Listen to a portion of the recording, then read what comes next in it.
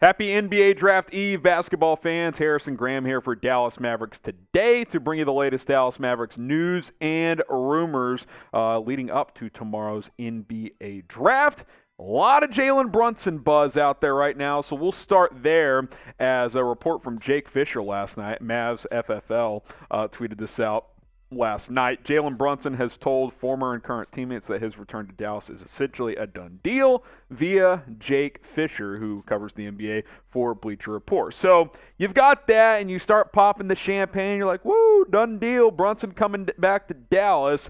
You've got that, but you've also got other reports about Jalen Brunson, including this, which we'll get to from Adrian Wojnaroski, who hopped on ESPN and had to say this about the Brunson situation. I think New York at 11, that pick, they may have to move back with that. You may see a lot of action with the Knicks this week as they try to get off salary. Players like Alec Burks, Kemba Walker's contract, perhaps Nerlens Noel, as they try to create cap space to go after Jalen Brunson in free agency. We've got conflicting Jalen Brunson rumors right now as we get closer to the draft and closer to free agency. Now, here's the bottom line. I think at this point it's pretty clear. The Mavericks are very heavy favorites to re-sign Brunson, but if there's one team that he would leave Dallas for, it is the New York Knicks. They seem to be moving a lot of chips to the side to try and clear room for Jalen Brunson. But if it's true that he's told his teammates that it's essentially a done deal, it sounds like it doesn't matter what the Knicks do. He can choose to do what he wants, and if he wants to come back to Dallas, that is what it's going to be. I'm pretty damn confident, and I have been for a while, that Jalen Brunson will stay and re-sign with Dallas. I've said it for about a week now. I'm in the low 90s in terms of percentage out of 100 that I think he will be back. Can't say 100% chance he'll be back, but 90, 92%, I think there's a very good chance that he re-signs on a big contract with the Dallas Mavericks. But again, until that happens, until that's official, until ink is on the paper, you can't rule out any other scenario. Certainly the New York Knicks are trying to make some moves to possibly go and make a run at JB.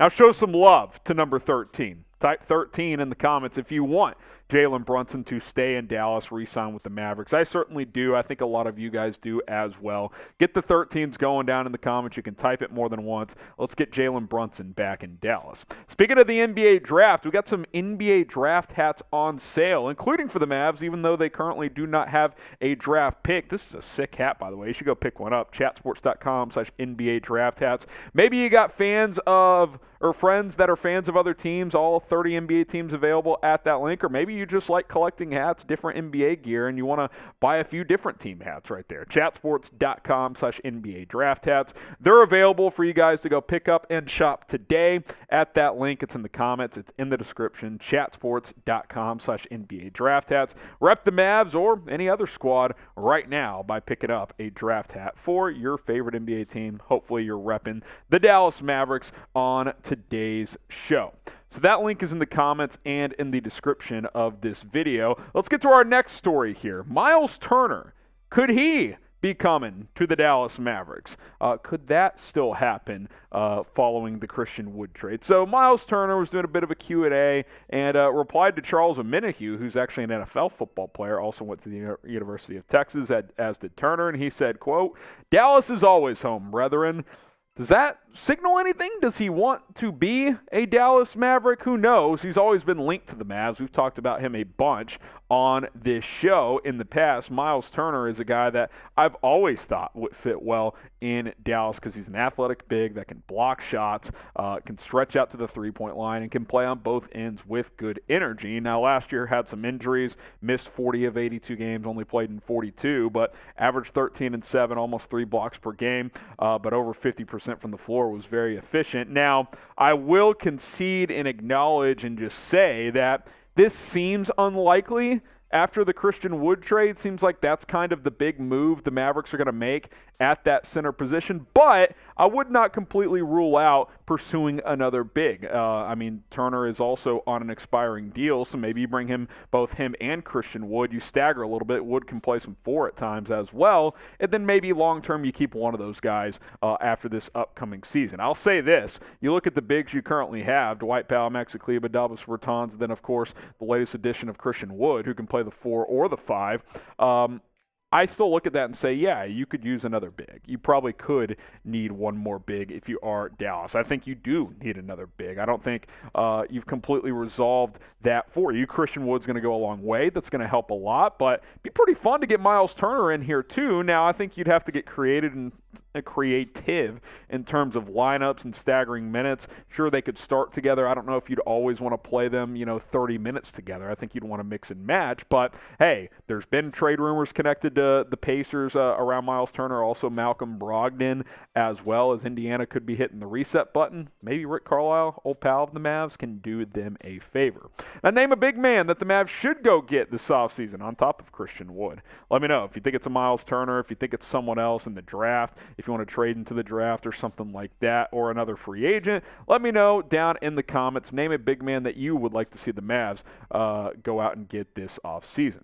Now, speaking of the draft, it's almost here. First of all, thank you for 18,000 subscribers. We hit that on yesterday's video. Let's keep the train moving. 19,000 just around the corner. But with the draft tomorrow, if the Mavs make a move, we got you covered. There's some buzz they could trade up into the draft. We're going to have a video going out tomorrow morning on the latest draft buzz around Dallas, so stay tuned for that. YouTube.com/MavsTV. If the Mavericks make a move during the draft, we'll have you covered with the video. And, of course, we'll have all the buzz around the undrafted free agents that Dallas either signs or is interested in as well.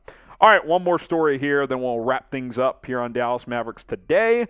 Maxi Kleber, is he going to stay in Dallas? Because I'll be honest, I kind of partially forgot about this. His contract for this year is not guaranteed until July 4th, but put that speculation to rest. Tim McMahon, ESPN.com's covered the Mavs and the NBA for a long time, tweeted this out. Maxi Kleber remains a significant part of the Mavs' plans after the Christian Wood trade. His $9 million salary isn't guaranteed until July 4th, but that is considered a formality, a.k.a.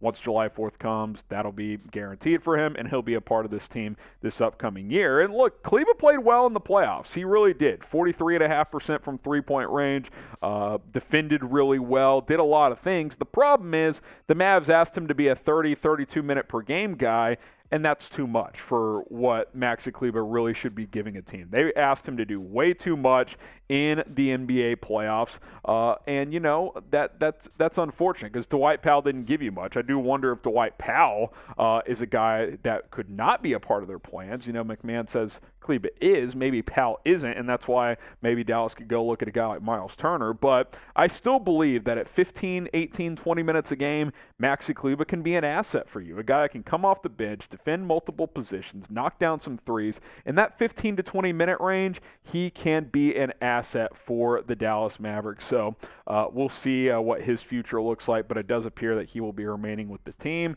And I think that's the right move because you need some depth in your front court as well. And Maxi Kleber does enough things well that he's worthy of having as a bench piece. Now, let's not get crazy. No one should be typing 42 in the comments, but who's the best player from Wurzburg?